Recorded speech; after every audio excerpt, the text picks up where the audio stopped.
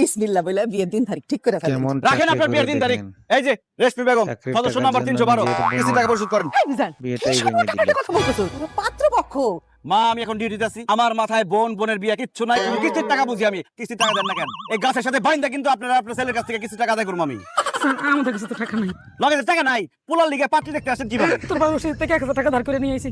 ওই 1000 টাকা দেন, কিস্তি পরিশোধ করেন। স্যার টাকা দিব কেমনে? টাকা তো নাই, এই যে পাত্রের মধ্যে 1000 টাকা দিয়ে বলছি। তাড়াতাড়ি পাত্রের কাছ থেকে 1000 টাকা নিয়ে সেই টাকা আমার কাছে হ্যান্ড ওভার করেন। তাহলে এখন আপনাদের ধরে আমি থানায় নিয়ে যাবো, পুলিশ দুইটা বাড়ি মেরে টাকা এটাই পাই হলো আসল আম করে পুলিশে ধরাই দিয়ে না, থানা যাও না, থানা যেতে পারবো না। মাগো টাকাটা ফেরত দাও। কিস্তির টাকা পাইয়া মাথাটা ঠান্ডা হইলো। আরে মা, ওই মা তুমি দাঁড়ায় আছো কেন? বসো বসো, বাহ বিয়ে দিন তারিখ ঠিক করো। আপা বসেন। আরে রাখেন আপনার বিয়া, এই কিস্তির মাস্টারের বোনটা আমি জীবনে বিয়ে করব না। কেন বাবা না বললা যে আমার মায়ারে তোমাকে পছন্দ হয়েছে, এখন বিয়ে করবে না কেন? কারণ বিয়ের পরে এটা আমার শ্বশুর বাড়ি মনে হইব না, মনে হইব কিস্তির অফিস। আমার দাঁড়ায়